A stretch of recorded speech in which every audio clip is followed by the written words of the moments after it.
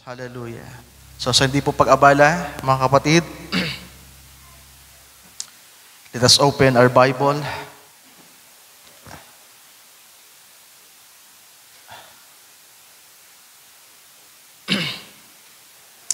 Thank you, Lord.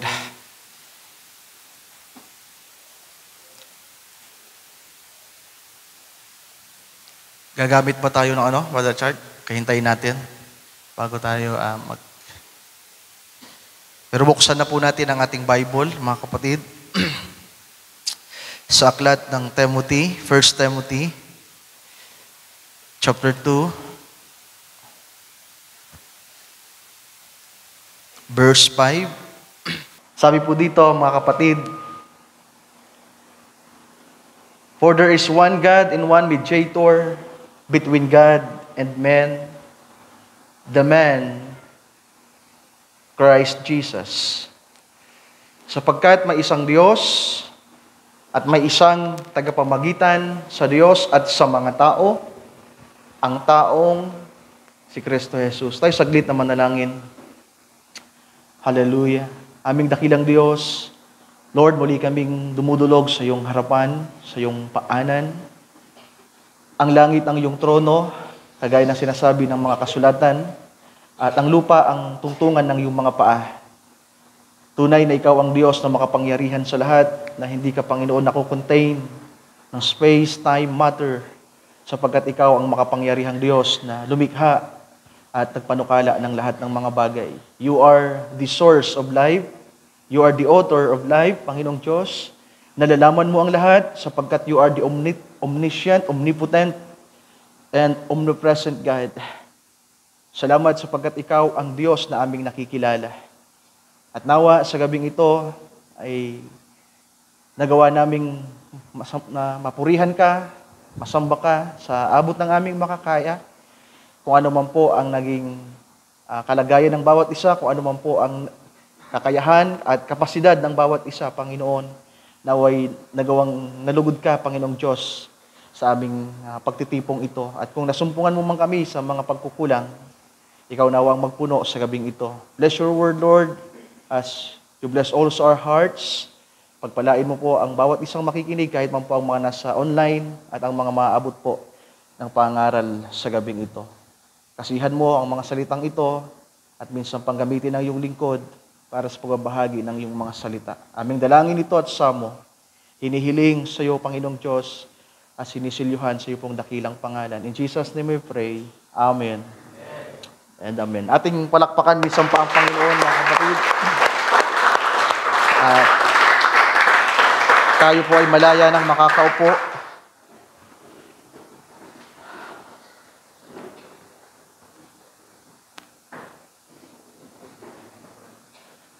Magandang gabi po sa bawat isa. So bukas po ay merong baptism sa mga gustong sumama at available. Ang baptism po ay magaganap ng umaga at ang plano po namin ni Kuya Ninoy ay aalis ng alas 6 ng maaga at target din pong makauwi din agad ng mga alas 8 sapagkat meron pa pong mga trabaho at meron pang mga importanteng gagawin. So meron po nakapagdesisyon ng magpabautismo at tumanggap sa Panginoon at sundin ang kanyang mga salita at magpasimula na talagang lumakad ng naayon sa kalooban ng ating Panginoon. So salamat sa Panginoong Diyos sapagkat ang mga ganitong gawain, mga kapatid, ang pagpapabautismo ay napaka-espesyal sapagkat ang nag-utos nito ay ang ating Panginoon. Amen? Kaya napakapalad ng mga tao na nagpapartake nito sapagkat ito ay mula sa ating Panginoon. So, mawi lamang ang kapurihan sa ating Panginoon. So, sa gabing ito, mga kapatid, sa hindi pag-abala, nais ko pong mangusap ng isang paksa. Ito ay napaka-importante.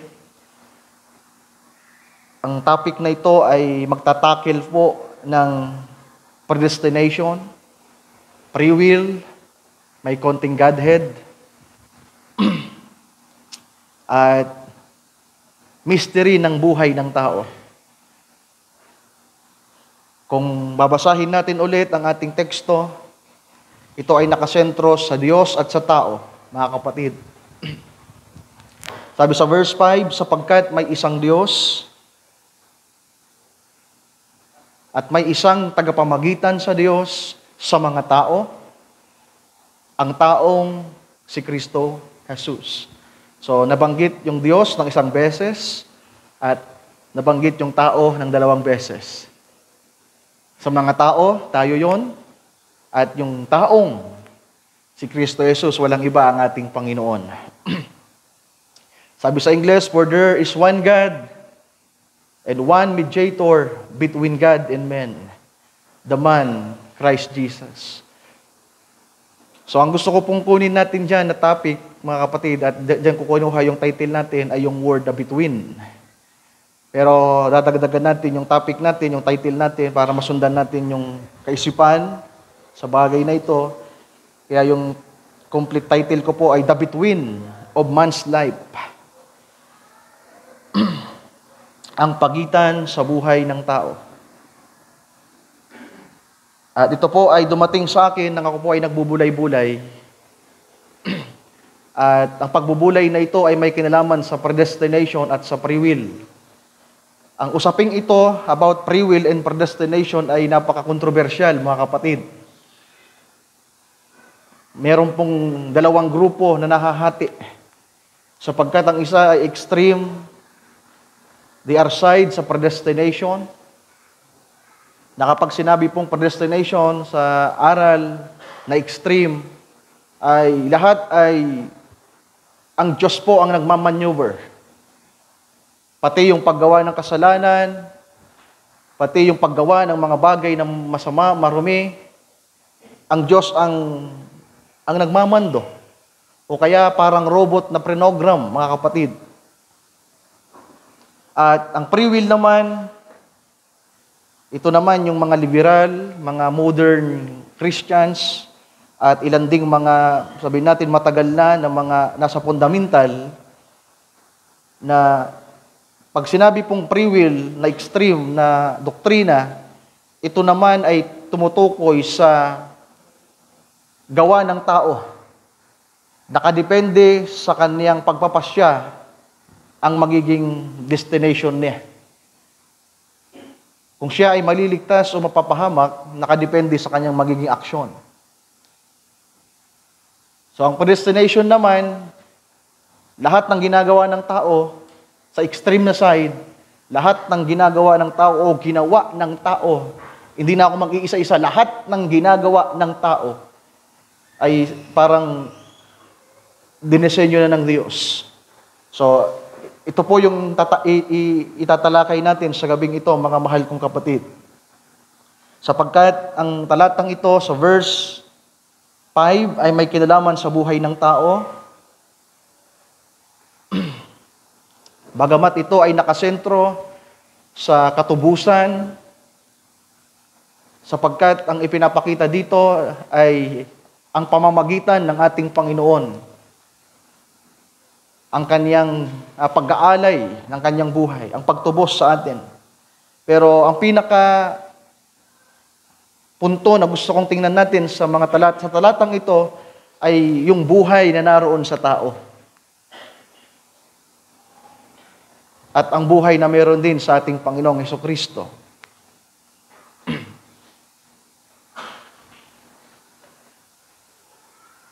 Kung magbubulay-bulay tayo, mga mahal kong kapatid, patungkol sa buhay natin,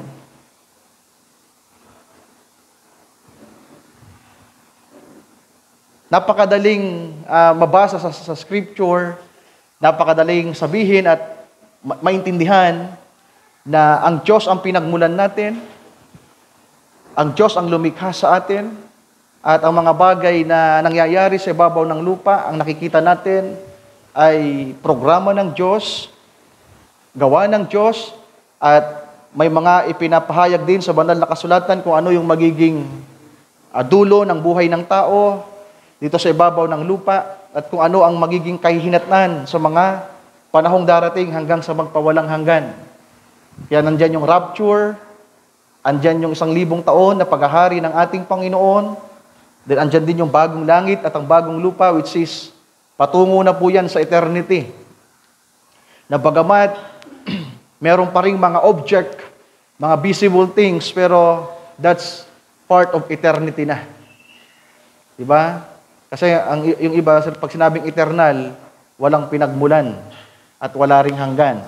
Pero may mga bagay na yung may pinagmulan, yung mga created beings, kagaya natin,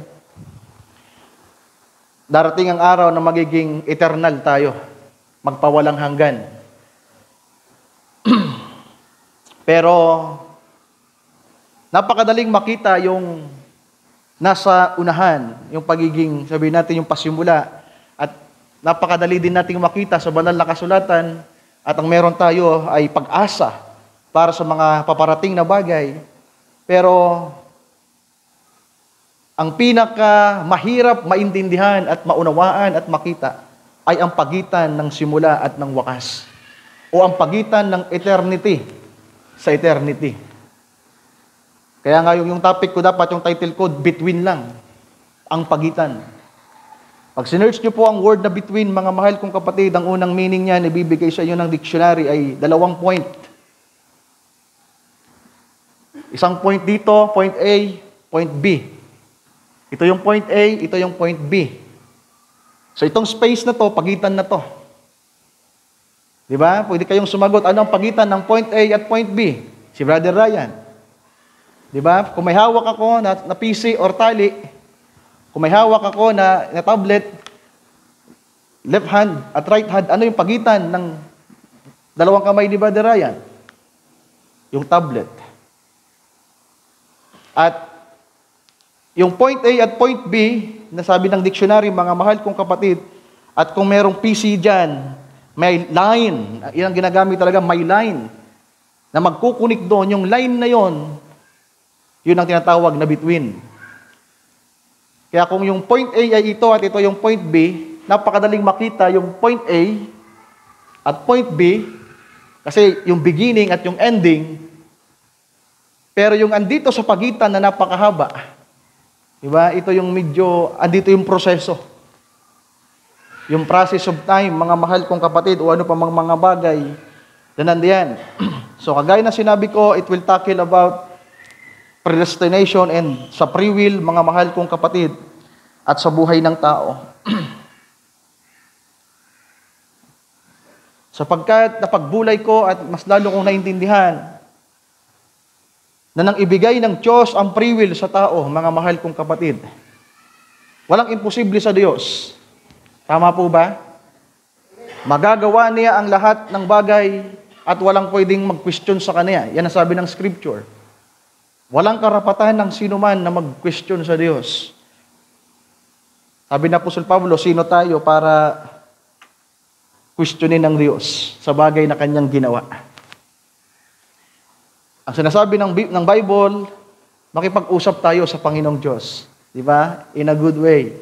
Pero yung mga bagay na kung magtatanong tayo na parang gaya ng mga ateistang pagtatanong para pasubalian ng isang bagay, yung mga pilusopong mga tao o kaya ay may mga doubts, mga kapatid, ay sino tayo, sino ang tao para questionin ang Diyos sa mga bagay na kanyang nilayon.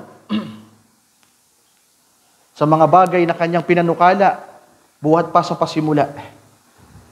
So bagamat nalalaman ng Diyos ang lahat ng bagay, mga mahal kong kapatid, sapagkat He is the omniscient God, omnipotent God, and omnipresent God. The powerful God, mga mahal kong kapatid. Pero nang ibigay ng Diyos ang free will sa tao. Dahil papasok ang free will after ng creation. Try to imagine, mga kapatid, na merong point A at point B. So, hindi na ako gumawa ng PowerPoint, kaya mag-i-imagine kayo ngayon. Ito yung point A, ito yung point B. Yung point A ang simula ng creation. Pwede sabihin natin, ito yung alpha, ito yung omega. Yan ay Gregong salita. Nang ibig sabihin ay beginning and the ending. Or the first and the last. Ang Alpha and Omega, yan po ay alphabet po ng Hebrew, di ba? Tama ba, Brother Wilson? Ng Grego. Tama, ng Grego. Alpha, katumbas siya ng A, at Omega, katumbas ng Z sa atin. So, para bang kung sa alphabet na lang natin, mga kapatid, A and Z. Pero yung pagitan no, na napakaraming letra, bago mo maabot yung dulo, napakaraming pagdadaanan para masabing natapos mo yung pag-recite. Di ba yung mga bata, pabibilangin natin yung mga bata ng 1 to 10. O kaya naman, ipapa-enumerate sa kanila or ipapa-memorize sa kanila yung ABC hanggang sa matapos nila ito. At kung minsan ay nagkakamali-mali ang mga bata, mga mahal kong kapatid. So try to imagine na ito yung point A at point B at ito yung simula ng creation. Actually, kung bubulayin nating maigi, nang likhain ng Diyos si Adan, mga mahal kong kapatid, bagamat meron ng beginning, meron ng matter, time, space, science, at kung ano-ano pa, pero sakop pa rin po ang matter, ang time, nasabi natin, bagamat merong time element na, saklaw pa rin ito ng space, na sabihin natin kung ito yung point, eternity ang, na-imagine niyo po ba? Kung ito yung point, tumuldok ako dito, yung maliit na point na ito, beginning, nagsimula ang time, at yung space na po sa point na yon ay eternity. Eternal. Pero yung time na ito, sabihin natin yung object, pati na yung paglikha sa tao, nang hindi pa nakakasala si Adan, nasa eternal siyang kalagayan. Tama po ba? Meron siyang eternal life. Wala siyang kamatayan.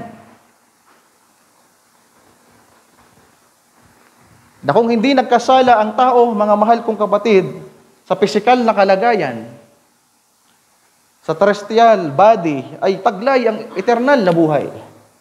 Kaya nga, di ba, hindi pumayag ang Diyos na makain nila yung bunga ng punong kahoy ng buhay na nasa makasalanang estado. Kaya kinakailangan na yung punong kahoy ng buhay ay pabantayan ng Diyos ng mga kirubin.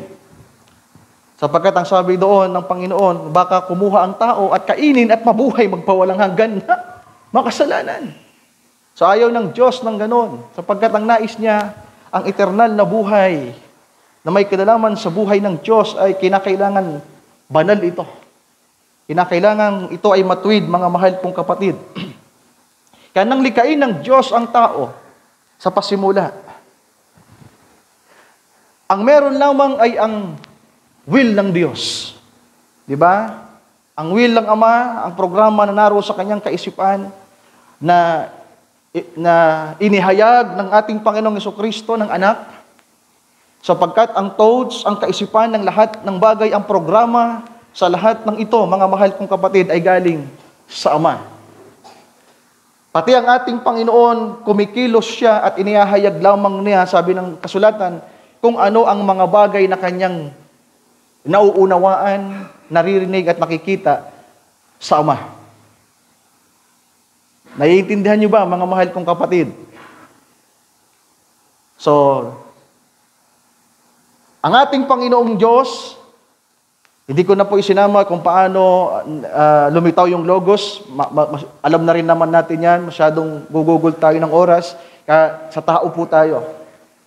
Sapagkat ang will ng Diyos Ama at ng ating Panginoong Hesus ay nagkakaisa.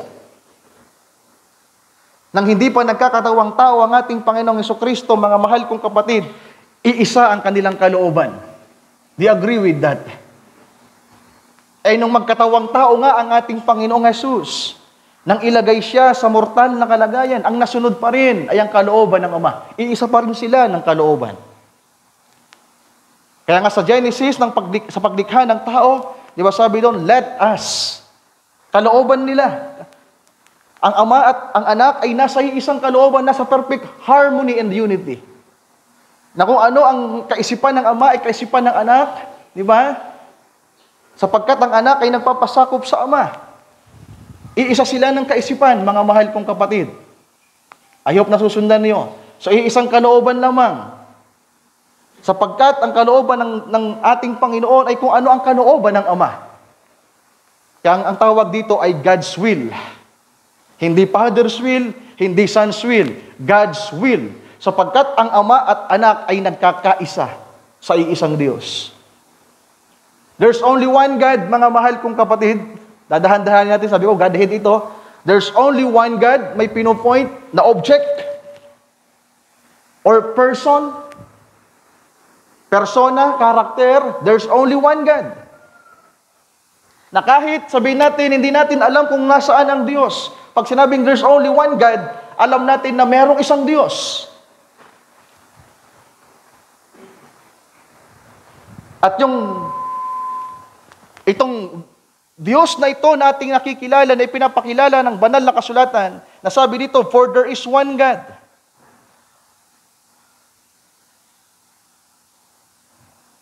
Ito ay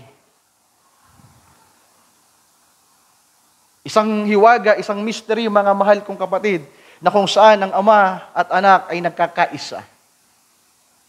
Hindi mo pwedeng sabihin na merong iisang Diyos na magkahiwalay ang Ama at Anak. So dadahan-dahanin natin.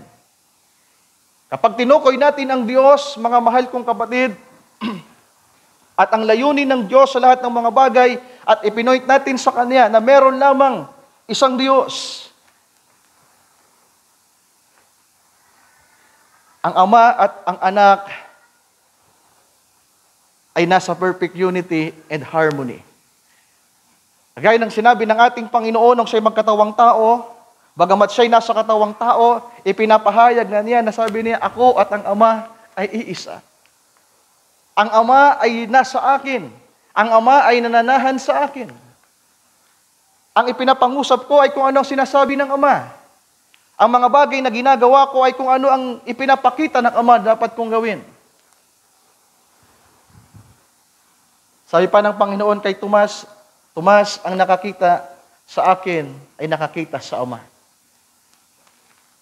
So I hope na malinaw sa atin yan, mga mahal kong kapatid, yung Godhead. At lalo nating linilinaw sa gabing ito. Ulitin ko, pag sinabing there's only one God, mga mahal kong kapatid, it consists the Father and the Son, the Eternal Spirit and the Holy Spirit.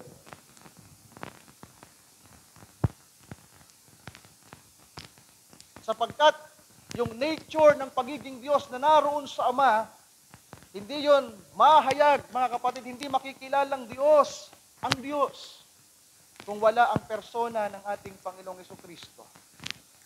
Nasundan niyo po ba, mga mahal kong kapatid? So, ang Ama at ang Anak ay nasa perfect unity and perfect harmony. Iisa ang kanilang kalooban.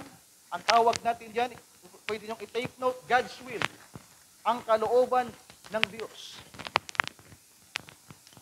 Nasa pasimula ay naroon ang kalooban ng Diyos, ang perfect will ng Diyos. Sapagkat wala pang tao. At naglikhain ng Diyos ang tao, mga mahal kong kapatid. So mag-start ulit tayo dito sa point A. Nang likhain ng Diyos ang tao. Dito magpapasimula yung permissive, o sabi natin yung free will.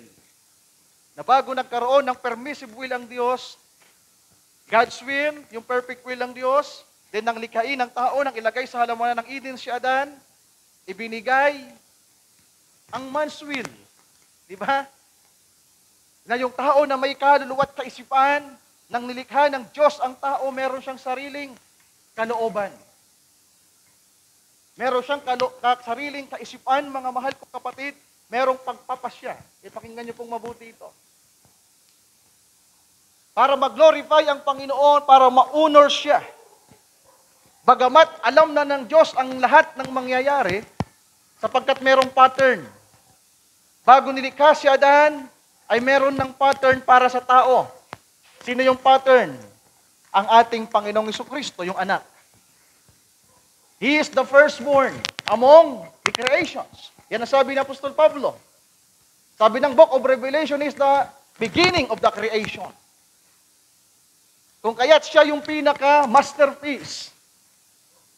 Bago pa nilikha si Adan, bago nilikha ang lahat ng bagay na nakikita o hindi nakikita ay merong masterpiece, mga kapatid.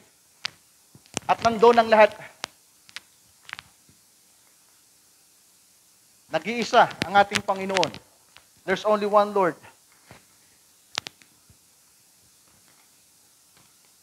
At ang ating Panginoon, mga mahal kong kapatid, perpekto siya. Maluwalhati, banal, matuwid at sakdal sapagkat ginawa siya ng Panginoong, sabihin natin na in-express siya ng Ama at yung katawan na kanyang taglay na na-form ay nasa maluwalhating kalagayan, hindi itinulad sa tao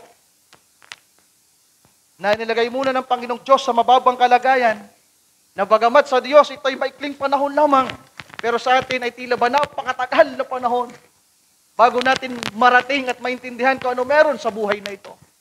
Ni kahit nga ang kamatayan, kung ano meron sa kabilang buhay, ang meron lang tayo ay paniniwala. Magiging realidad lamang ito at talagang masasabi natin, ito na nga. Kapag andun na tayo.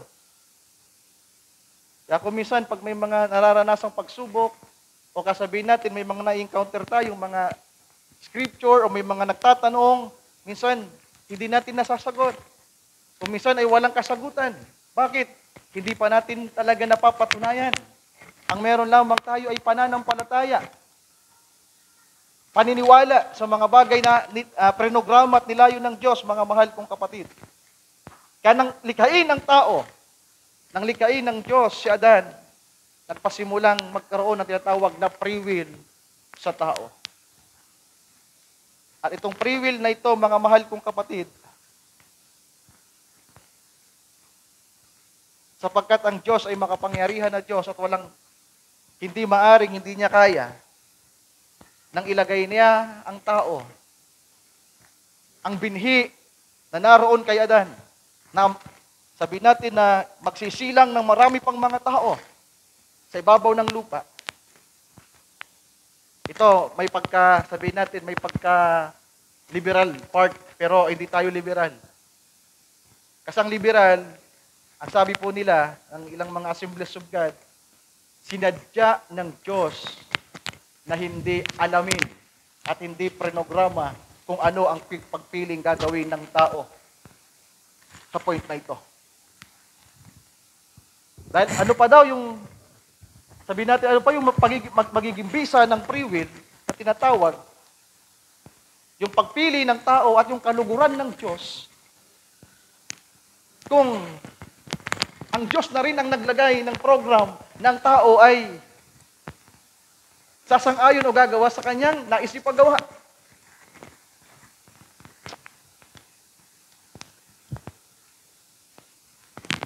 Kaya nang ilagay ng Diyos ang tao, mga mahal kong kapatid, mula kay Adan, sapagkat siya ang unang tao, yung free will na naroon ay sabihin natin, ang pagpili na ginawa ni Adan, mga mahal kong kapatid, sa bawat pagpili niya, habang sinusunod niya ang salita ng Panginoon, kung mananatili ba siya o hindi, ay may kinalaman sa kanyang sariling pagdedesisyon, sa kanyang choices. At sa bawat pagpili niya na manatili sa salita ng Diyos at gawin ang kalooban ng Diyos, ang Diyos ay nagiging masaya. It is a pleasure for Him, mga kapatid. Nalulugod ang Diyos sa bawat panahon na ang kanyang mga anak, hallelujah, ay ang sinusunod ay ang kanyang kalooban. At every time na hindi natin nagagawa ang kanyang kalooban, na mabigo ni Adan ang Diyos, mga kapatid, nalungkot ang Diyos, nasaktan siya.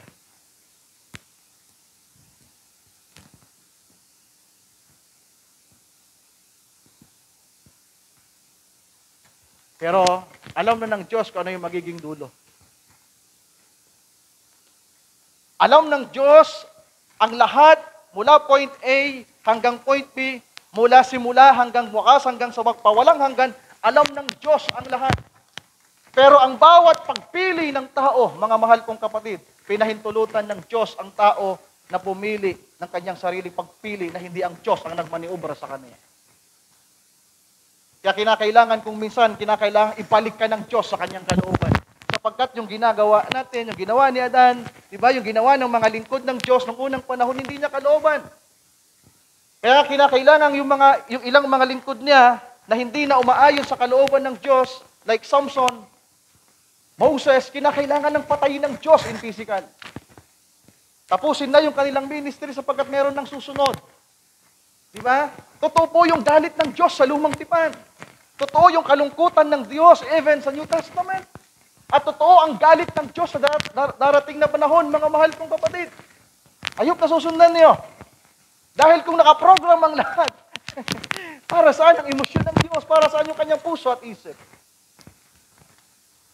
Pero nang likain po ng Diyos ang tao, alam na niya kung ano yung magiging dulo natin. Sapagkat meron ng pattern, meron perfect masterpiece.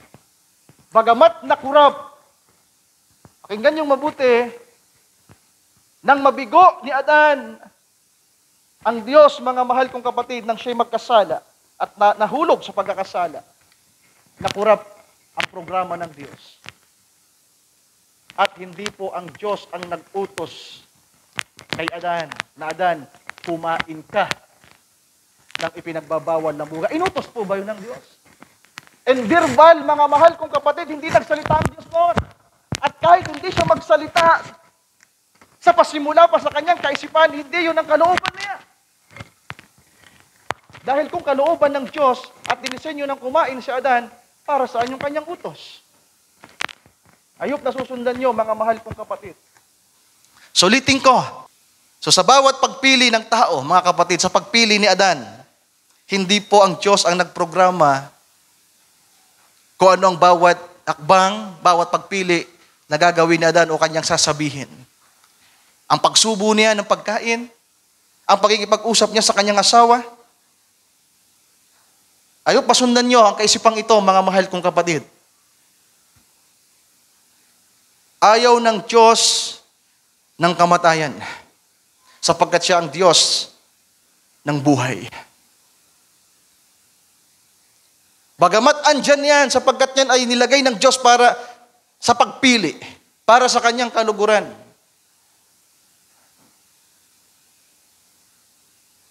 Hindi nais ng Diyos na ang mga tao ay magkasala ng magkasala, na gawin ang mga bagay na marurumi. Hindi po ang Diyos ang may programa niyan, tao o kaya ang kaaway. Sa bawat desisyon at pagpili natin, kapag ang nagagawa natin ay ang kalooban ng Diyos, nasisiyahan siya. Even the angels rejoices. Dahil kung ang mga anghel, alam nila na nakaprograma ang lahat, wala nang excitement sa kanila. Yung singings ng redemption, ng salvation, ng mga banal, ng mga matuwid, mga mahal kong kapatid, parang hindi natin ito mararamdaman. Yung mga banal na naroon sa paraiso, yung iba ay nagre-rejoice, yung iba naman, yung mga Hudyo na minorder, minartir, mga mahal kong kapatid, sabi ng Revelation, araw-gabi silang umiiyak. At ang tanong nila, Lord, kailan mo ipaghihiganti ang aming mga dugo? Yung mga taong ito, yung mga souls na ito na naroon sa altar ng Diyos, nasa paraiso, na naitala sa banal na kasulatan, mga mahal kong kapatid, hindi na-record doon na may mga nagpapahayag at nabasa natin sa Revelation na sasabihin, purihin ng Panginoon sapagkat ngayon naintindihan natin na ito palang lahat ay nakaprograma na. Yung kalungkutan pala at pag-iyak natin na hindi pala yun totoo. Yung mga pagsuway natin, yung pala ay disenyo ng Diyos at hindi pala natin yung ginusto. Walang ganon. Kaya nga merong judgment. Merong condemnation, merong parusa sa mga taong nabigo. Even the serpent, even the angels. Dahil kung extreme tayo sa predestination, pwede po talagang mag-reveal din si Satanas, mga kapatid.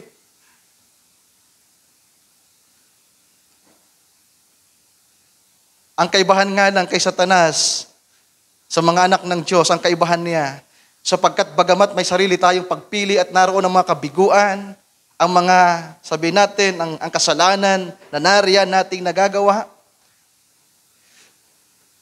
nang likhain ng Diyos ang tao ng kanyang i-program ito, bago ang korupsyon, bago makurap, alam ng Diyos kung ano ang kalagayan nito. Sapagkat merong masterpiece, na yung masterpiece na yon ng ating Panginoong Jesucristo, perpekto. Merong pinaggayahan. Siya yung kopya. Siya yung blueprint. Kaya nga sabi ng banal na kasulatan, nilikha tayo sa wangis ni Kristo. We are created in the image of God. And who is the image of God? The invisible God. Our Lord and Savior, Jesus Christ. He is the image of God. At ang sabi sa Romans chapter 8, tayo ay nilikha, we are predestinated. We are created in the image of God. Sa ating Panginoong Jesucristo. Basahin nga natin, Romans 8.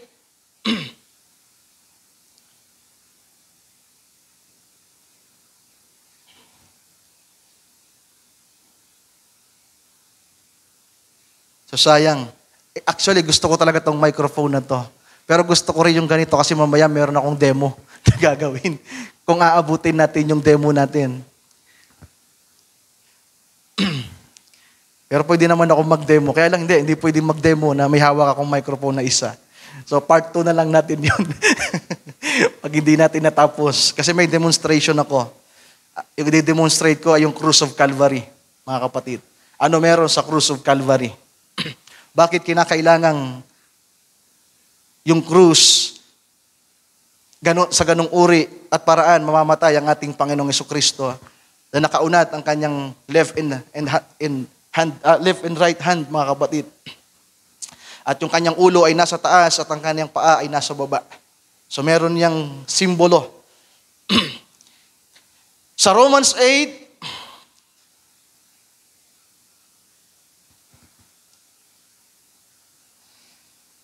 sa verse, naka-ESV pala ako, in KJV. Verse 28, ito familiar to sa atin, and we know that all things work together for good to them that love God, to them who are called according to His purpose. So since the beginning yan, according to His purpose. For whom He did foreknow, He also did predestinate to be conformed in the image of His Son, that He might be the firstborn among many brethren. Moreover, whom He did predestinate, them He also called. And whom He called, them He also justified. And whom He justified, them He also glorified. So process yan, mga kapatid. Sabi ng verse 29, for whom He did foreknow, mula sa kaisipan ng Ama, sa walang hanggang spirito, sapagkat naroon ang thoughts, yung tinatawag na logos.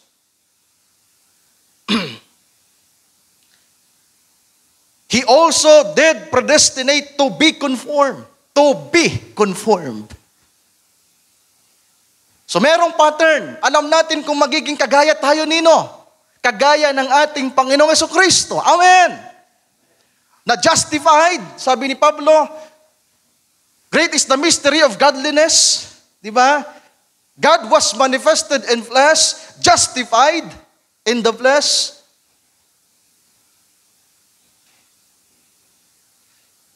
Basahin nga natin para sigurado tayo sa mga verse natin. Godhead kasi ito, kaya ayokong may kulang. Basahin natin. 2 Timothy, mga kapatid.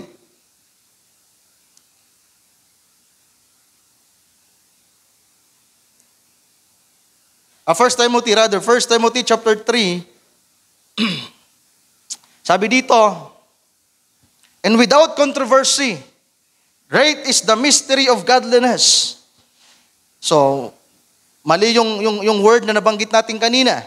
Sabi dito, great is the mystery of godliness. God was manifest in the flesh, justified in the Spirit, seen of angels, preached unto the Gentiles, believe on in the world, and receive up into glory. So yan yung kalagayan ng ating Panginoon. Sa maluwalhating kalagayan in physical, invisible appearance, mga kapatid, sa kanyang pangangatawan. Ang ating Panginoon ay niluwalhati. At kung ano ang kalagayan ng ating Panginoon, ay magiging gayon din daw po ang mga dati pa'y nakikilala na ng Ama. Amen. Pero alam natin kung ano yung nangyari. Dahil nais ng Diyos na siya'y malugod. Nais ng Diyos na ma-exercise ang kanyang emotions. Hallelujah. Diba? Ang emosyon ay galing sa Diyos. Ang kasiyahan, ang pag-ibig, affection, reasoning, conscience, love, peace, joy, even jealousy. Nais ng Diyos na express ito. Mahayag ang lahat ng ito. Ang siya'y malugod, ang siya'y maging masaya. At alam din ng Diyos. Alam din niya na pwede siyang masaktan at malungkot. Dahil sa free will. At yun ang maganda doon. Di ba? Naniniwala po ba kayo nagagalit ang Diyos, mga kapatid? Ang sabi nga ng banal na kasulatan, nakahanda na ang mundong ito sa kanyang paparating na galit. Ang tawag dyan ay the wrath of God. Yung 7 mangkok, yung 7 vials, ang laman noon, puro galit ng Diyos na ibubuhos niya sa lupa. At lahat ng tao, bata, matanda, na hindi sumampalataya sa Kanya. Mauulit lamang ang lumang tipan na kinatitisod ng mga Islam na ang Diyos daw natin ay murderer.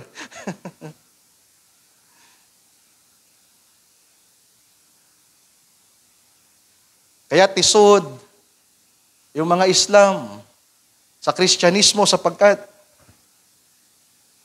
hindi daw alam ng Diyos natin ang lahat. Hindi daw makapangyarihan ng Diyos natin. Hindi nila alam na merong bituin sa buhay ng tao. At ito yung hiwaga, mga kapatid. The between in man's life. Ito yung hiwaga. Yung hiwaga ng buhay ng tao, itong between na ito. Yung A, alam natin. Yung B, pero yung pagitan, bagamat alam natin kung ano ang sinasabi ng kasulatan, pero habang nabubuhay tayo at nararanasan kung anong meron sa buhay na ito, yung tinatawag na blessed assurance, yung assurance ay kung minsan ay nawawala.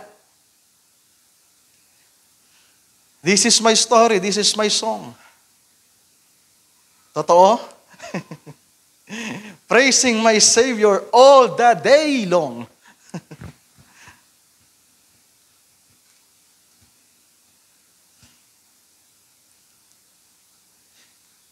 So yung mystery ay nasa between. At dito, natitisod ang marami, hindi maunawaan ng marami. Pero salamat sapagkat merong salita ng Diyos na nagpapahayag at nagtuturo sa atin kung ano ang hiwaga na meron sa buhay ng tao, mga mahal kong kapatid. So sa gabing ito, ang nais kong i-point out, ang bawat pagpili ng tao mula kay Adan at pati na sa atin na nabubuhay sa panahong ito ay tayo po, tao po. Ibinigay ng Diyos ang free will para malugod siya. Ang paghakbang ni Brother Ryan, alam ng Diyos o hindi? Pagpupunta ako sa kanan, alam po ba ng Diyos o hindi? Alam niya, of course. Bakit? Bago pa ako humakbang, nakita na niya. Pero, yung nagdesisyon na humakbang sa aking kaisipan ay ako. Dahil tingnan natin, kaliwa, kanan, kaliwa, kanan. Nung nagsasatya pa si Brother Alex, nagtatango si Brother Intoy. Ang Diyos ba yon? Ang makipagsayaw kayo, nag-iinuman, Diyos ba yon? Of course, no.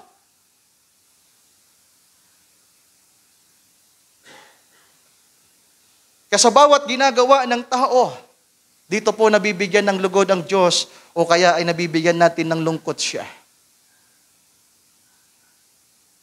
At ang sabi ng banal na kasulatan, kung mabibigyan natin ng lugod ang Diyos. Ano sabi ng banal na kasulatan? Ano sabi ng ating Panginoong Hesus?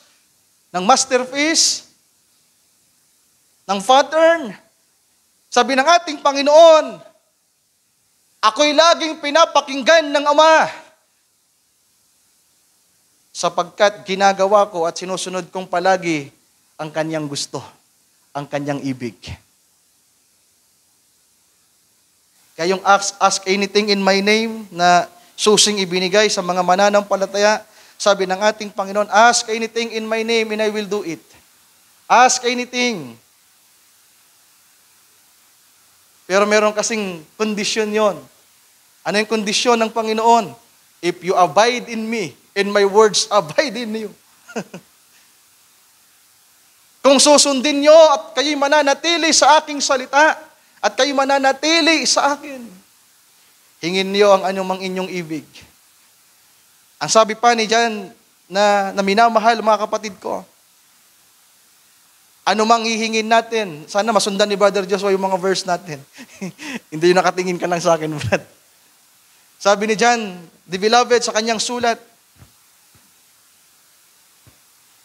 sabi doon, kung ginagawa natin ang kalooban ng Diyos, meron tayong lakas ng loob na humingi sa Kanya at Kanyang ipagkakaloob.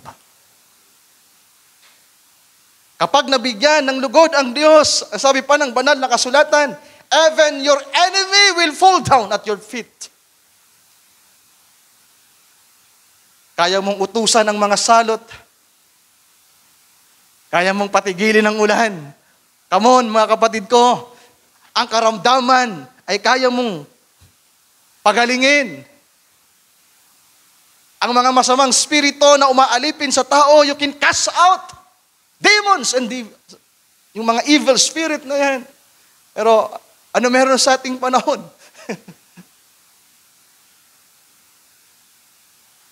Yung ating mga pagpili, mga kapatid ko, ito yung masakit na katotohanan. Dahil sa free will, alam ng Diyos na masasaktan natin siya.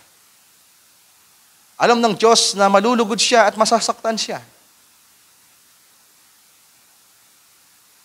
Ito sa between na ito. In between.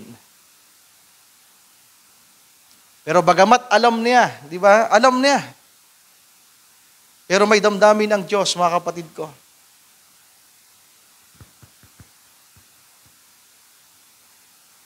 Ang kaisipan, ang pagpapasya,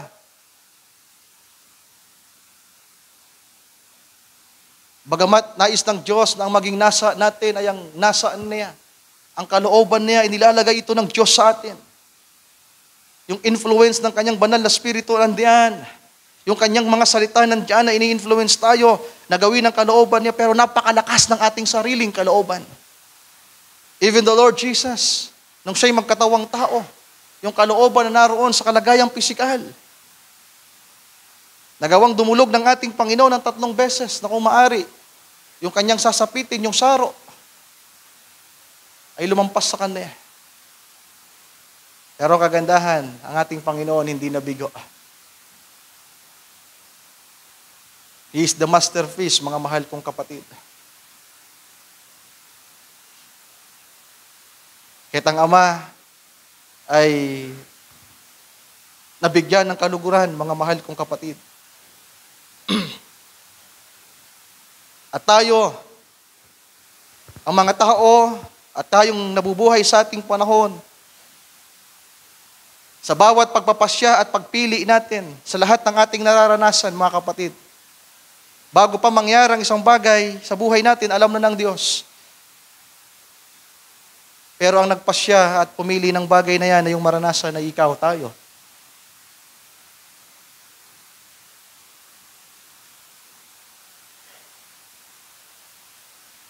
Kaya kung minsan,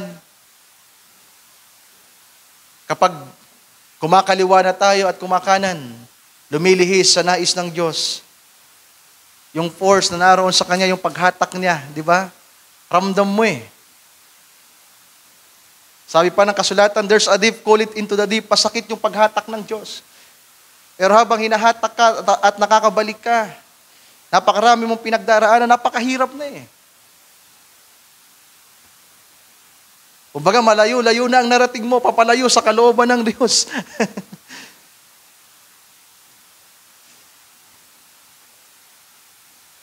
Ginagawa mo na yung mga sariling pagpapasya, pinipili na natin yung mga gusto natin, at hindi nalulugod ang Diyos sa mga bagay na maling ginagawa natin. At pagkadakay, andyan ang Diyos ang kamay niya na ibinabalik ka. Bakit? Bakit ka ibinabalik? Hindi nais ng Diyos yung mga pagpili, yung mga ginagawa mo.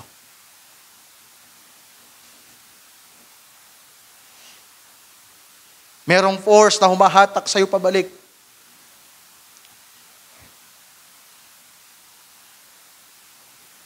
At kung sadya talagang matigas ang ulo ng isang mananampalataya, unang isang tao, sabi pa ng propeta, merong linya sa pagitan ng biyaya at ng judgment. Na kapag natapakan natin, di ba, yung lampas ng guhit ng biyaya, napakahirap na daw pong bumalik.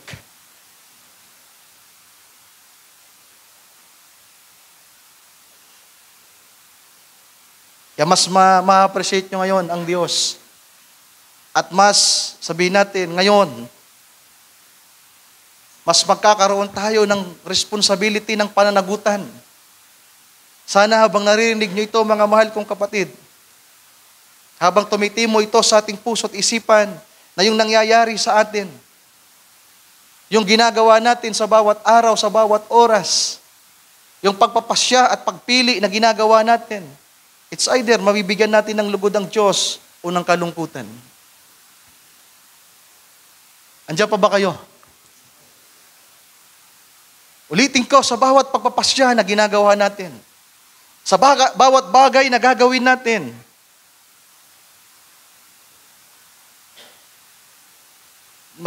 masyado kasing na-misinterpret yung predestination. Kaya parang wala nang parang wala nang ang tawag doon, wala nang pananagutan. Napakagaan para sa mga mananampalataya ang gumawa ng mga bagay na mali, gumawa ng mga bagay na hindi kalugod-lugod sa Diyos.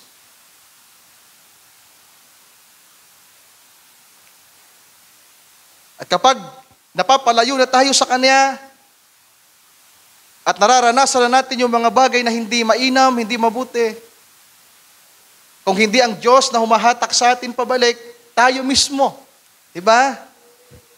Yung sarili nating kalooban, naghahanap sa Diyos. Amen. Nalulungkot din tayo. Nasasaktan din tayo na nalalayo na tayo sa Diyos. At kung minsan, bakamat masakit na para sa atin, tila ba kay hirap nang bumalik. Gusto mong itama at gusto mong lakaran ulit yung nilalakaran mo, para bang ang hirap na. Yung kalooban mo, gusto nang maglingkod ulit sa Diyos, magpagamit sa Kanya.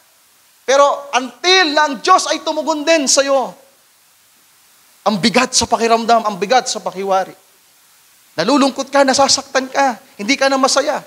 Pero kapag yung pagnanasa mo, yung kalooban mo na naghahanap sa Diyos at nagnanais na makabalik, ang Diyos din na nariyan, nahahataking ka na pabalik. It's either alin lang dyan yung mauuna. Ikaw na magkukusang lumapit sa Diyos o ang Diyos na lalapit sa iyo. Sabi ng banal na kasulatan, draw. Tama ba? Draw. Draw near to God and He will draw to you. Tayo yung lalapit sa Diyos. Pero sabi naman ng Bible, siya ang unang lumapit sa atin. Siya ang unang naghanap sa atin. It is a mutual feeling. Hinahanap ka ng Diyos, hahanapin mo rin ang Diyos. Amen. Likas sa tao. Nature ng tao. Nasa kalikasan ng tao. na maghanap sa Diyos, mga kapatid ko.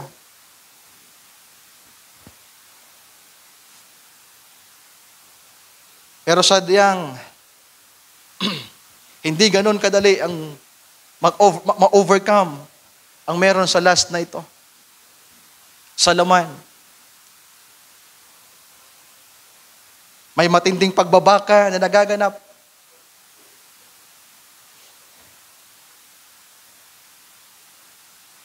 At kapag nagawa natin ang kalooban ng Diyos, hallelujah, at napagtagumpayan natin yung gawa ng laman at yung mga bagay na hindi kalugod-lugod sa Kanya, tayo rin mismo ay nakakaramdam ng kasiyahan. Diba, mga kapatid ko? Kapag nagawa natin yung kalooban ng Diyos, nagkakaroon ng, may tamang term dyan eh.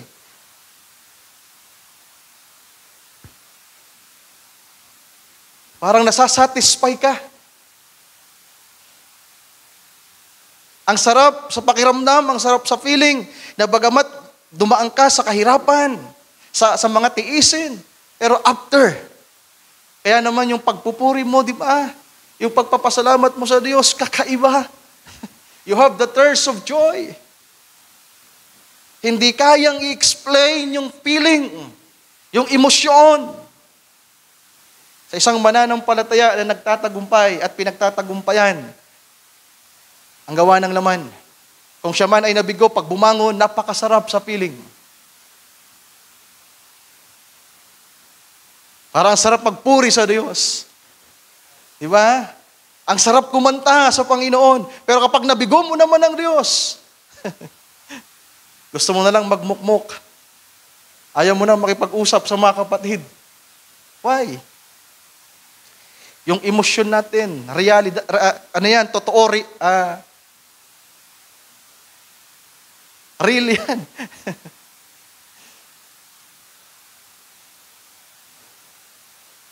Ang kasiyahan at kalungkutan ng tao, mga kapatid ko, ay hindi po programa ng Diyos kung kailan tayo magiging masaya at kung kailan tayo magiging malungkot. Nasa pagpapasya natin ito.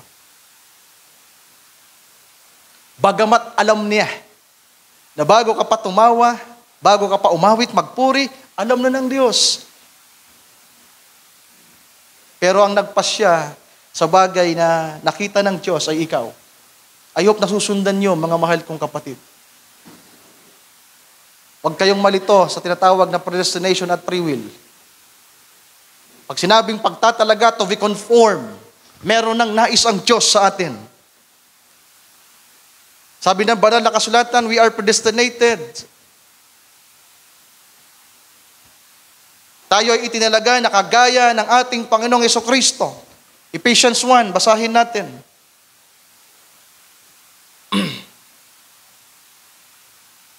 Sabi sa Episo, Kabanata 1, sabi sa verse 4, according as He has chosen us in Him, before the foundation of the worlds, that we should be holy. So ngayon, mas maiintindihan natin yung scripture, yung process na nandito, mga kapatid.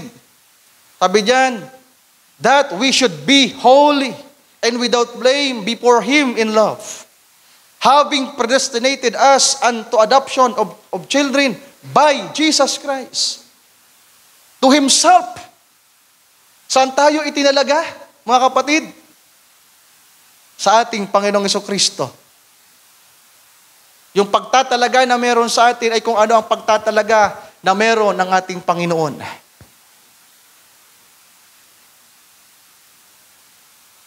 Hindi tayo hiwalay sa ating Panginoon. Kung ano yung naranasan ng ating Panginoon, ay yun ang mararanasan natin. Kung nakurap man ang kalagayan ng tao ng mga predestinadong binhi ng Panginoong Diyos, yung nais niya ng mga ito ay magbibigay ng kaluguran. Sabihin natin na ang magiging paraan ng pamumuhay ay naayon sa katwiran, sa kabanalan ng Diyos.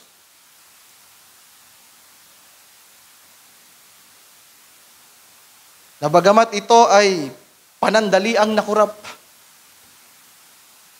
Sabi pa ng propeta, naglagay ang kaaway ng gap. Sabi niya, there is a perfect chain of perfect, meron daw tinatawag na perfectong chain. Merong kadina o lubid na walang gap, walang space, walang pagitan. At yun ay sakdal, yun ay banal, pero ang ginawa ng kaaway ay naglagay ng pagitan. At hindi po ang Diyos ang naglagay ng pagitan, mga kapatid ko.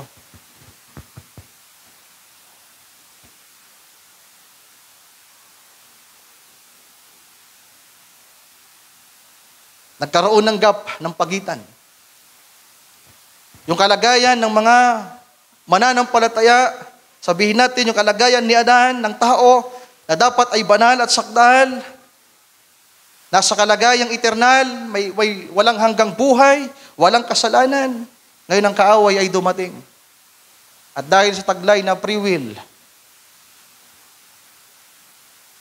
nabigo ng unang Adan ang Panginoong Diyos. Kaya ramdam natin yung kalungkutan niya, yung galit niya sa panahon ng lumang tipan. Totoo po yung nararamdaman ng Diyos na galit.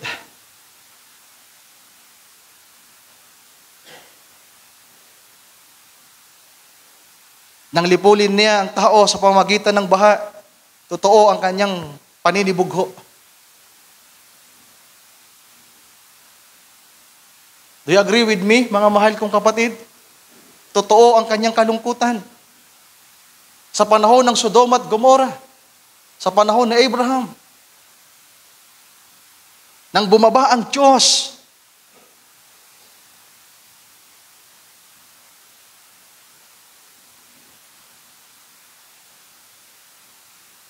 paulit-ulit na nabibigo ng tao ang Diyos.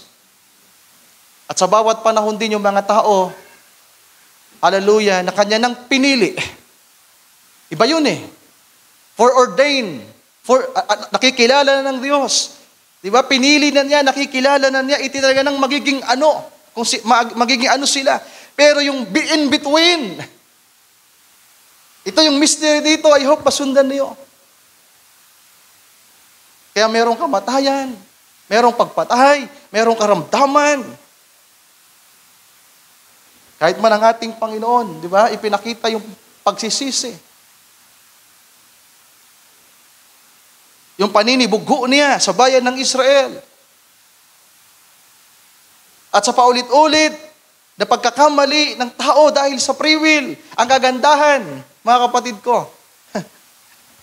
Di ba, nagko-complement yung free will at predestination dito. Andito tayo sa gitna. We are predestinated. Itinalaga tayo ng Diyos kung magiging ano tayo, kagaya ng ating Panginoon. Kaya, kung isang tao, ang isang mananampalataya, mamatay sa laman, di ba? Sinapit niya ang matinding karamdaman sa pisikal. Yung kahirapan na naranasan dito sa ibabaw ng lupa, hindi mapipigilan yon. Yung in-between na yon, darating ang araw kung ano yung nandun sa dulo, yung pa rin ang mangyayari. Kaya tingnan niyo, mga mahal kong kapatid, yung buhay ng tao. Iba-iba yung karanasan. Iba-iba yung mga pagpili. Hindi tayo pantay-pantay ng sukat na magiging karanasan dito. Pag nagpuri tayo, hindi tayo pantay-pantay ng kasiyahan. Iba-iba yung pakiramdam natin, iba-iba yung feelings natin. Bakit? Nakadepende yun sa ating sarili. Dahil kung ang Diyos ang magproprograma, pero iprograma tayong lahat, di dapat lahat tayo masaya.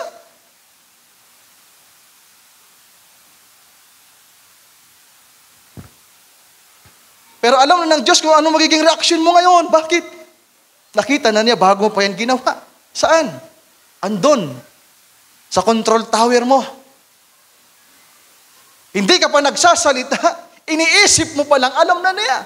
Pero sino ang nag-isip? Ikaw. Sino ang nagpasya? Ikaw. Bawat pagkilos natin, ikaw ang nagpapasya, ikaw ang pumipili. Pero bago pa yan nangyari, alam na niya.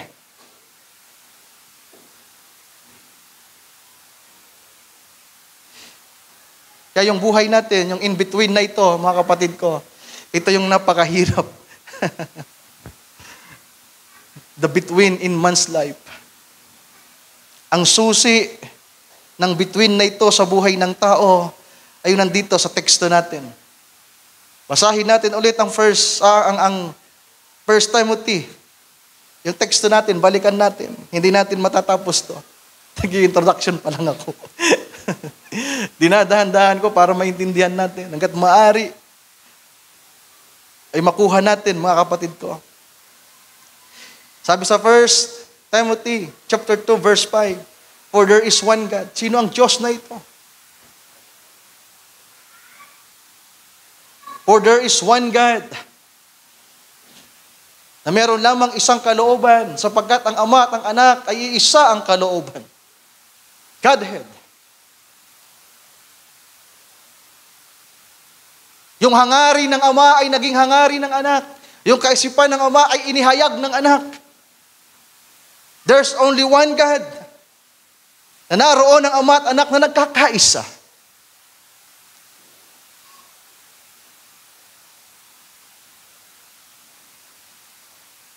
Yan po yung perfect unity, mga kapatid ko. Ang tawag pa natin yan, perfect oneness. Ang pagiging isa ng Espiritu. At kahit man tayo magiging kaisa ng Diyos, di ba sabi ng ating Panginoon, Ama ko, kung paano tayo naging isa, sana sila rin naman ay maging kaisa natin. Saan? Sa Espiritu. Pero pag pinag-usapan ang Godhead bodily, ang pagiging Diyos, mga mahal kong kapatid, ang manifestation, ang expression ng pagiging Diyos, yung attributes, ng nais ng Diyos Ama na express ang kanyang attributes. Ano ba ang attributes ng Diyos? Di ba? Love, joy, peace, God, Father, lahat.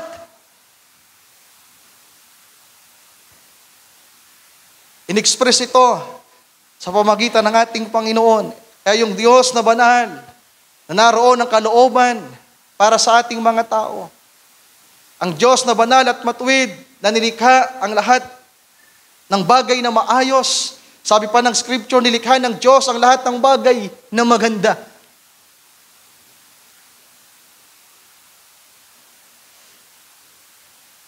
God created all things. Sabi doon na maganda. Pero dumating ang araw na dahil sa pagpili ng tao, sa pagpapasya ng tao, nagkaroon ng corruption. Nang maniwala ang tao sa turo ng kaaway. At nang suwayin ng tao ang Diyos, mga mahal kong kapatid, ang Diyos ay nalungkot.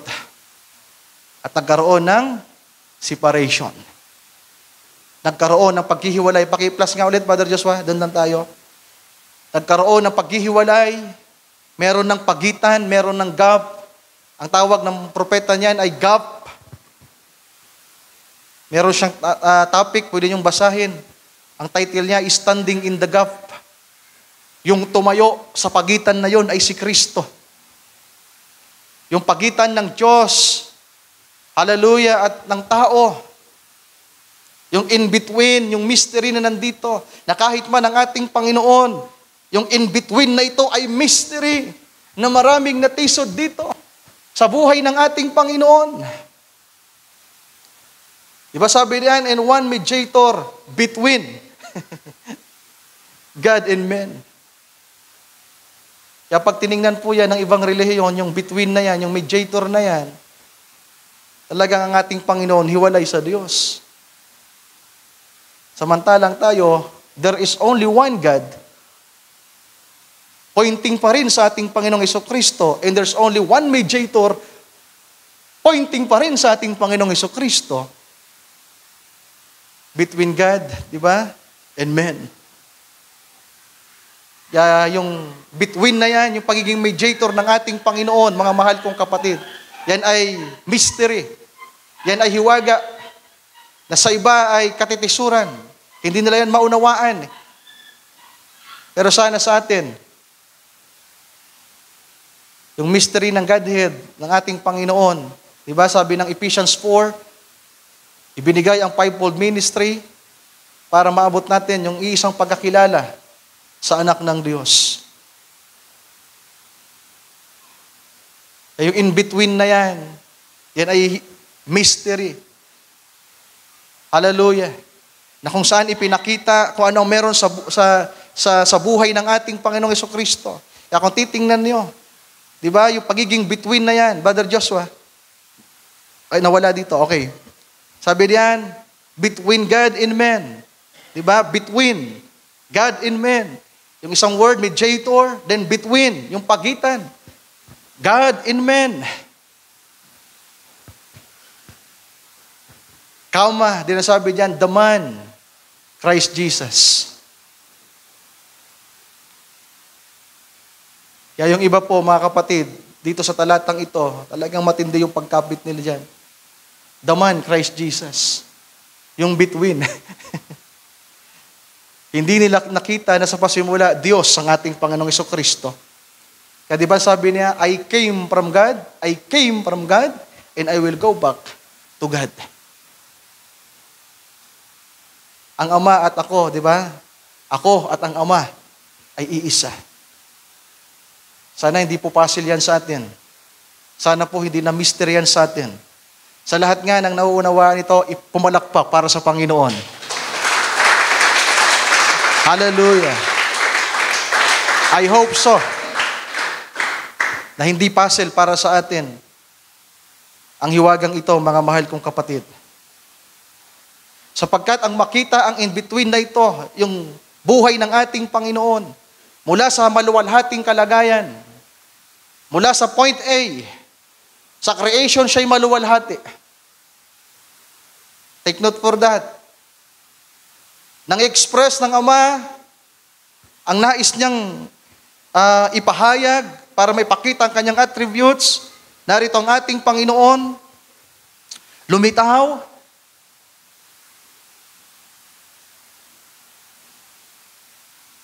at pagkadakay naroon siya sa ganong kalagayan. Walang in-between. Pero nang likain ng tao, ipinapakita sa atin yung process ngayon, mga kapatid ko. Yung pagpili. Pero nang ang ating Panginoon, 2,000 years ago, nang magkatawang tao siya. Nang ang maluwalhating Panginoong Jesus ay magkatawang tao. Nang isilang siya dito sa ibabaw ng lupa. Andito na yung in-between, mga kapatid ko. Siya mismo. Diba? Sa Tagalog, siya ang tagapamagitan. Siya yung nasa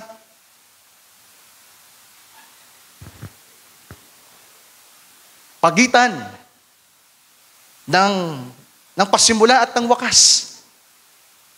Kaya sabi ng banal na kasulatan ay, sabi ng scripture, I am the Alpha and the Omega. Ang Panginoong Jesus ipinakita na siyang naroon sa simula at siya rin ang nasa dulo sa maluwalhating kalagayan. He is the first and He is the last. Pero nang magkatawang tao ang ating Panginoong Jesucristo, dito po nabigo ang marami, mga mahal kong kapatid, sapagkat ang ating Panginoon ay nagkatawang tao na kagaya natin. At ipinakita ano ang meron sa buhay ng isang tao. At ipinakita ng ating Panginoon na sa in-between na ito, sa buhay ng tao, may Diyos na kinakailangang mabigyan ng lugod. May Diyos na kinakailangang sambahin sa Espiritu at sa katotohanan. Even the Lord Jesus worship God. Nagpapakumbaba ang ating Panginoon. Lumuluhod siya, tumitingala sa langit. Di ba? Na ang mga alagad sumamba sa kanya, hindi niya nirebuke. Pero ang ating Panginoon, mga mahal kong kapatid, alam niya kung sino ang pinapaukulan ng pagsamba. John chapter 4, God is a spirit. At kinakailangan ang sasamba sa Kanya ay sasamba sa Espiritu at sa katotohanan. Hallelujah. So ang in-between na ito, nang ang ating Panginoong Jesus ay maisilang at magkatawang tao nang siya'y lumaki, ipinakita na sa pagpapasya ng tao, bilang ating Panginoon ay tao, may Diyos na nalulugod. Na kapag ang Diyos Ama ay nalugod sa langit, hallelujah. Sabi ng ating Panginoon, lagi akong pinapakinggan ng Ama, sapagkat lagi kong ginagawa. Pakihanap, Brother Joshua. Nasa Book of John yan. Pakitulungan mo, Brother Chad. Hindi ko na yan ni-note. Book of John. Sabi ng ating Panginoon, ako'y lagi pinapakinggan ng Ama, sapagkat lagi kong ginagawa at sinusunod ang kanyang ibig. Ang gandang makita yung verse na yan. Siguro dito tayo magtatapos, mga kapatid ko. Hindi ko ito matatapos. So meron ako dito mga illustration. Siguro mas maganda, ipa-PowerPoint natin to para mas makuha natin.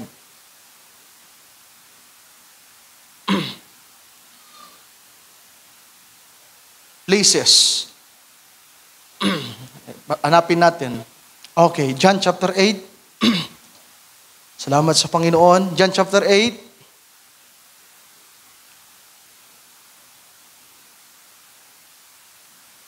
Simulan natin sa verse 28. John chapter 8, verse 28. Sabi dito, then said Jesus unto them,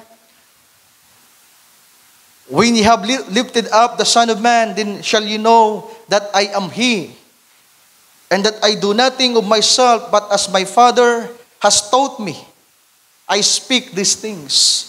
So dito sa verse 28, sabi ng ating Panginoon, darating ang araw na kapag inyo nang naitaas ang anak ng tao, ay makikilala nyong ako'y siya nga. Na hindi ko ginagawa ang mga bagay na ito sa aking sarili, kundi kung ano ang itinuro sa akin ng Ama. Ito ang aking sinasabi. In verse 29, and He that sent me is with me. So ang meron dyan ay indwelling pa lang, hindi pa yung fullness. Sabi dyan, and He that sent me is with me. The Father has not left me alone. For I do always those things that please Him. So yan po pala yung exact words na sabi dyan, hindi, sa Tagalog nga, Brother Joshua, hindi ako nag-iisa. Ang nagsugo sa akin ay sumasa akin. Hindi niya ako binayaang nag-iisa. Sapagkat ginagawa kong lagi ang mga bagay na sa Kanya'y nakalulugod. Hallelujah. At kung babasahin natin sa mga unahan pang mga talata, sa mga pagpapatuloy ng mga talata nandito, hanggang sa chapter 14, 15, 16, doon na ipinakita ng ating Panginoon ay pinakikinggan ng Ama sapagkat ginagawa niya kung anong mga bagay na kalulugod sa Ama. At kahit man ang Ama ay nag-declare, mga mahal kong kapatid, di ba sabi doon, this is my beloved Son whom I will please.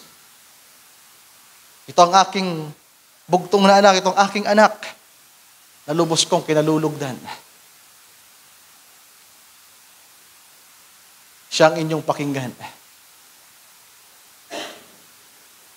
Sabi ng ating Panginoon, kung tayo ay hihingi sa Kanya, dudulog sa Kanya, ano mang hingin natin, mga kapatid, darating ang araw na may exercise ng mga mananampalataya. Kung ano ang sinasabi ng Scripture, ang ganda ng mga talatang ito. Diba? Pero hindi natin ma-enjoy pa. Dahil tila po ba napakalakas ng ating sariling will. Sarili nating kagustuhan, kaya kinakailangan talagang babalik tayo. Doon sa pinupunto natin ng mga nakaraang pangaral, denying of ourselves.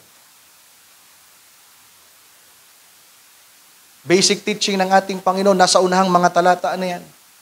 Kung sino man ang nais na maging alagad ko.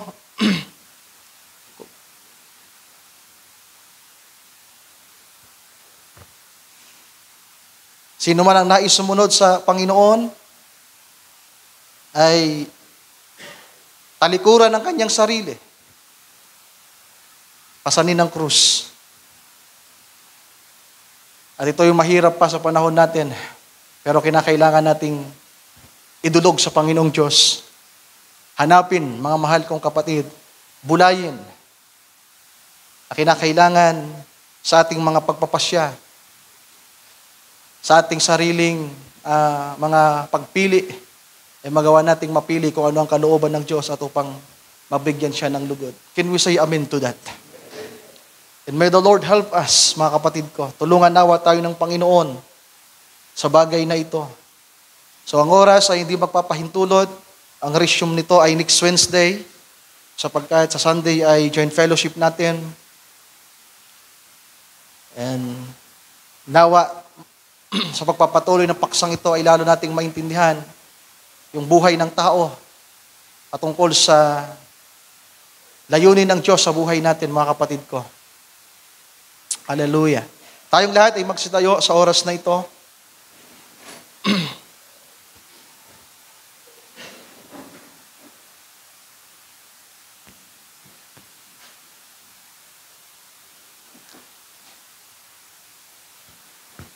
Sa buhay natin, yung between ay magulo. Di ba? Punong-puno ng karamdaman, ng kasakitan. In between. From A to B, sabihin natin. From A to D. Sabi pa, di ba naalala ko yung sinabi ko dati, ang buhay daw ng tao ay nasa alphabet from B to D lang. B to D. Ano yung B to D? From the day you were born until the day you will die. Kapag walang between V and D, if you have no C in your life, walang tumatayo sa gitna ng B and D, wala si Christ sa buhay natin. Hindi ka ma-crucify with Christ, then talagang hanggang D ka lang. You have no E. Anong sunod ng D after you death? Eternal life. Di ba? You have the eternal life. And you will be faithful to God. Alphabet tayo diyan.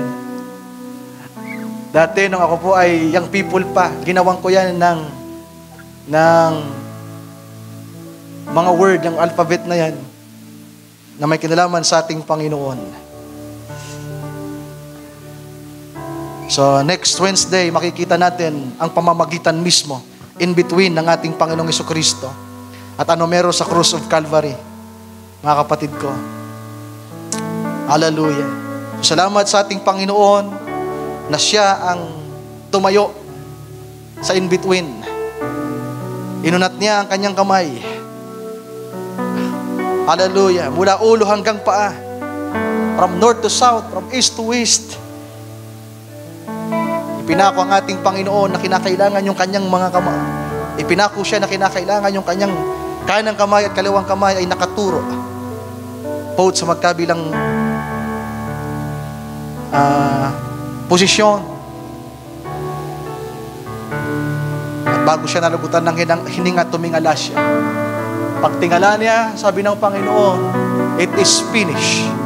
Pagkatapos siyang tumingala, saka siya yumuko sa lupa. And he gave up the ghost. At namatay ang ating Panginoon. At dahil sa kanyang kamatayan, sabi ni Apostol Pablo, ang ating Panginoon naging masunurin. Oo, naging masunurin hanggang sa kamatayan sa krus. Kaya naman, siya'y pinutungan ng Ama ng pinakamataas na putong at ibinigay sa Kanya ang pinakamarilag na pangalan. Nupat lahat ng tuhod ay luluhod, lahat ng labi, bibig ay magpapahayag na si Kristo ay ang ating Panginoon. Hallelujah. At nang magkatawang tao ang ating Panginoon, mga kapatid ko, ipinakita niya Ano meron sa in-between na dapat ang mga mananampalataya ay merong pananagutan, responsibility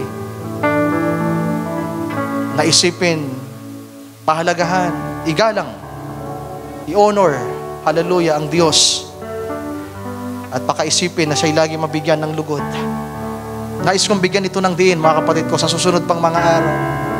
And may the Lord help us. Sapagkat dito, di ba, we are waiting sa bautismo ng Espiritu Santo. At kinakailangan ang mga buhay natin na maitama, mailinya sa kalooban ng Diyos. Tayo manalangin. Hallelujah. O aming dakilang Diyos, Lord, salamat sa gabing ito. Salamat sa mga salita mo na aming pinag-usapan, pinakinggan, Panginoong Diyos. Salamat sa mga salitang ito na inilagay mo sa aking munting kaisipan, sa aking puso. Pinagbulay, Panginoon, at aking tinanganan. Alam ko sa aking puso, Panginoong Diyos, na ito ang bagay na totoo at tama. Ang mga salita mo ay nagpapahayag. Ang iyong pangunguna, Panginoon, ay nariyan. Na kinakasihan ang iyong mga salita sa sino mang tumatayo sa dakong ito. At dalangin ko, Panginoong Diyos, na ang bagay na iyong ipinahayag sa amin sa gabing ito ay magawa naming matanganan, may sa puso, Panginoon. Na nais mo, hallelujah, ng bawat isa sa amin ay kung paanong nagtagumpay ka, Panginoong Diyos. Paano ka naging masunurin. Ay gayon din po ang maranasan ng bawat isa sa amin. Kung paano mo nabigyan ng lugod ang Ama. Pinakita mo sa amin ang totoong kalagayan ng buhay. Ang mabuhay sa ibabaw ng mundong ito, sa lupang ito, Panginoon. Ipinakita mo kung ano ang dapat naming gawin sa bawat araw ng aming mga buhay. Iniwanan mo kami ng halimbawa kung paano magbigay ng lugod sa Ama. Binigyan mo kami ng example, Lord. Paano sumamba. Hallelujah. Paano manalig. Mag-rely sa Ama lamang. At ngayon na ikaw ay naroon sa maluwalhating kalagayan, na sinabi mo, Panginoon, na darating ang araw na kami ay lalapit sa iyo. At anumang aming hingin sa iyong pangalan, kung kami ay mananatili sa iyong salita, ay magagawa mo ang lahat ng bagay para sa amin. Mararanasan namin ang mga bagay na aming hinihingi. At tunay dakilang Diyos, ito ang nagkukulang sa amin sa mga panahong ito. Tila kibit balikat lamang kami sa mga bagay na nangyayari. Walang pananagutan, tila po ba walang responsibility ang marami sa mga bagay na kanilang ginagawa o aksyon na aming ginagawa. At sa mga bagay na aming nararanasan. Walang totoong paghibik, pagdulog sa iyo.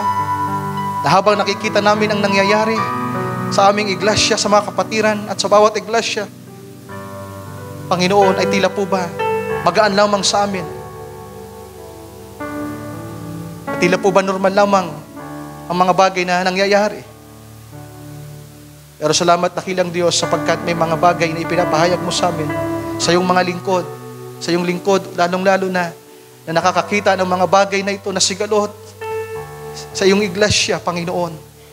Ang mga hidwaan na nangyayari, ang mga karamdaman na nangyayari, Panginoong Diyos. Na kung minsan, tila po ba, ang pag-asa na meron kami, ang pananalig na meron kami, ay hindi namin makita ang mga bagay na kasagutan sa mga bagay na ito. Pero alam ko, Panginoon, patuloy kaming umaasa na isang araw na kung ano ang ginawa mo sa mga panahong nakalipas, ay gagawin mo rin po sa aming panahon. At higit pang paggawa ang gagawin mo, dakilang Diyos. Dangan lamang kinakailangan na kami, hallelujah, ang aming mga desire, ang aming mga puso, ang aming mga isipan ay matuon sa iyo. At makita, Panginoon, ang bagay na ginawa mo para sa amin. At kung ano ang ginawa mo. Hallelujah. Dakilang Diyos, maraming salamat. Hindi man namin natapos ang paksang ito. Pero maasa kami na ikaw po ang patuloy na maghahayag ng iyong mga salita. Kung nagkulang man ang iyong lingkod, nagkulang man ang bawat isa amin, alam ko na ikaw po ang patuloy na nagpupuno sa lahat ng ito. You are still standing in the gap, Panginoon. You are in between sa amin. Ikaw ang namamagitan sa amin. Ngunit dalangin ko, Panginoong Diyos, na kung ano ang ipinakita mong paraan ng pamumuhay, ay gayon din po ang maranasan ng bawat isa sa amin. Dakilang Diyos, maraming salamat. Sa iyo ko po pinagkakatiwala ang lahat ng ito, ang mga bagay na aming pinag-usapan, pinag-aralan, ang mga bagay na ang iyong lingkod ay limitado. Ikaw nawa ang magbukas at maghayag sa puso at kaisipan na yung mga hinirang at pinili sa dakong ito at sa mga abutin pa, Panginoon. Lord, maraming salamat. Sa iyo namin ibinabalik ang lahat ng pasalamat, papuri at pagluwalhati. At ang lahat ng ito ay aming dalangin sa mo. Hinihiling sa iyong dakila at banal na pangalan. So only in the mighty name of you, our Lord and Savior, Jesus Christ. Everybody says, Amen. Amen. And amen. Ating palakpakan ng ating Panginoon, mga kapatid.